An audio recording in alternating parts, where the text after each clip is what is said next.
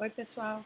Então, vamos dar continuidade à nossa aula sobre os princípios peculiares do direito do trabalho e vamos finalmente falar do princípio da irrenunciabilidade de direitos. Esse princípio está expresso no ordenamento jurídico trabalhista brasileiro nos artigos 9º, 444, 468 e outros ainda da CLT. Conforme esse princípio, a renúncia por parte do trabalhador não produz qualquer efeito no âmbito da relação empregatícia. Esse é um princípio muito claro, né, de limitação ou de mitigação da autonomia privada do trabalhador e do empregador. Né? Então, é uma das expressões, né, da limitação da vontade desses particulares no âmbito da relação de emprego. O direito do trabalho tem, isso a gente já conversou outras vezes, né, uma espécie de tensionamento, né, entre a autonomia, o respeito à autonomia privada dos sujeitos da relação empregatícia, sejam eles individualmente considerados ou coletivamente considerados, né, e o princípio da proteção ao trabalhador. Então, esse tensionamento se mostra, né, muito fortemente quando a gente fala desse princípio da irrenunciabilidade de direitos. Como eu estou dizendo para vocês, a renúncia aos direitos assegurados pelo ordenamento jurídico, né, por parte do trabalhador não vai produzir efeitos. O artigo 9º fala que serão, inclusive, nulos de pleno direitos essas renúncias.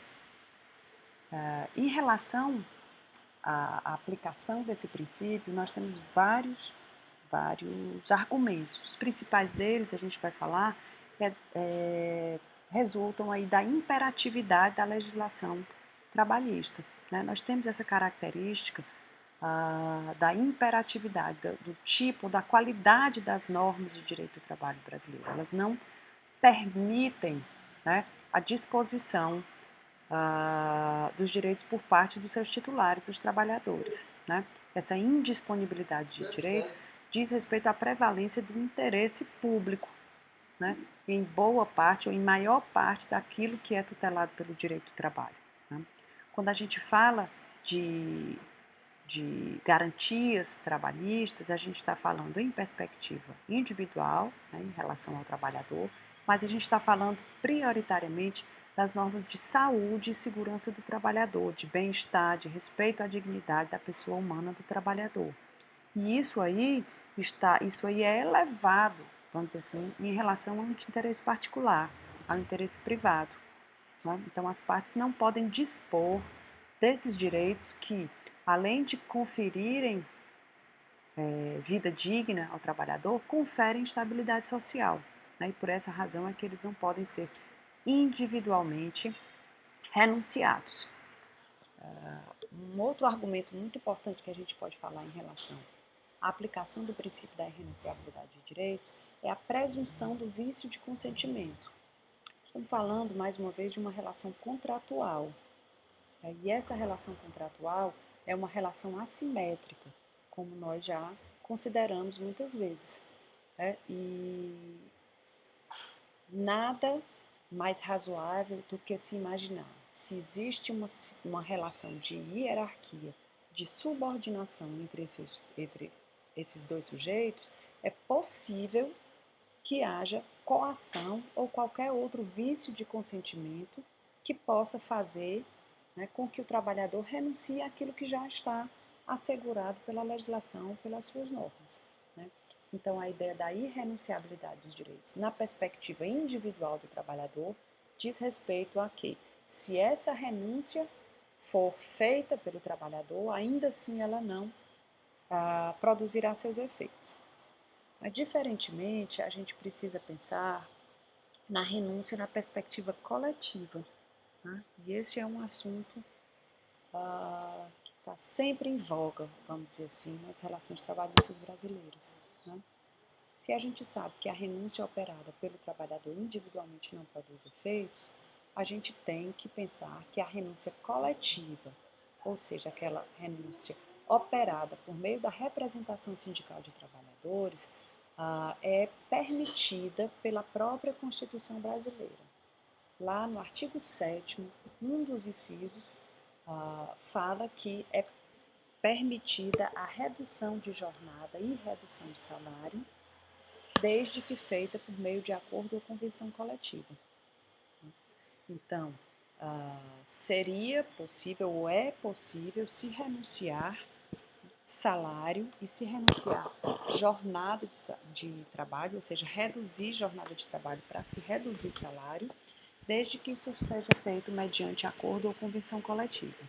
Então, o que a gente tem é que a renúncia coletiva ao salário previamente contratado e à jornada previamente contratada é permitida pela Constituição, certo? Então, a gente tem que dizer também que o princípio da irrenunciabilidade de direitos não é absoluto.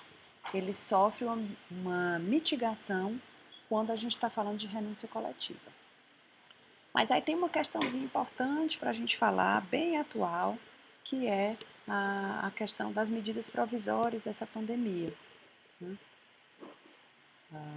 As medidas provisórias 927 e 936, então, criaram esse dispositivo que autoriza que individualmente os trabalhadores reduzam, em acordo, claro, com seus empregadores, reduzam jornada e reduzam salário durante esse período excepcional da pandemia do coronavírus.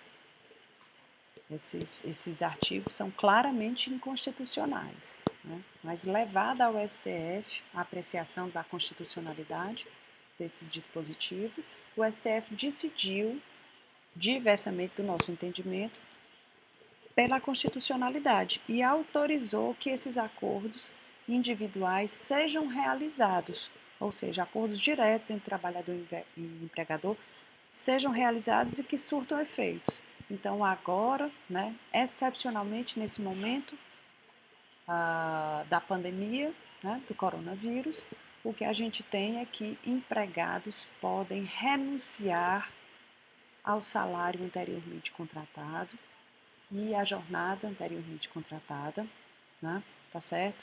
Em vista de preservação da empregabilidade, ou seja, uma espécie de controle sindical que deveria ser feito, isso porque a assimetria na relação de emprego não foi reduzida, não foi modificada, isso aí foi dispensado pelo STF. Então, o que a gente tem, nesse momento excepcional, que espero que ao terminar, que essas medidas provisórias percam sua validade, é que excepcionalmente o princípio da irrenunciabilidade de direitos foi mais uma vez mitigado, certo? Isso vocês, eu gostaria muito que vocês dessem uma lida e eu já disponibilizei para vocês tanto o texto das medidas provisórias quanto a ação de inconstitucionalidade no STF. Então, deem uma lida, porque aí a compreensão vai ficar mais ampliada, certo? Como eu estava dizendo para vocês, essa aula hoje foi pensada a partir da leitura dos princípios de direito do trabalho do Plá Rodrigues e do curso de direito do trabalho do Maurício Godinho Delgado. É claro que existem muitas obras que tratam desse tema com muita competência e proficiência. Essa é uma literatura que eu gosto, que eu conheço de longo tempo, então é o que eu recomendo prioritariamente, não sem prejuízo daquilo que vocês queiram ler, certo? Mais uma vez, se tiverem dúvidas, quiserem fazer comentários, façam por meio do nosso fórum no SIGA, ou no nosso grupo de WhatsApp, ou por e-mail. Tá? Um abraço e até a próxima. Tchauzinho.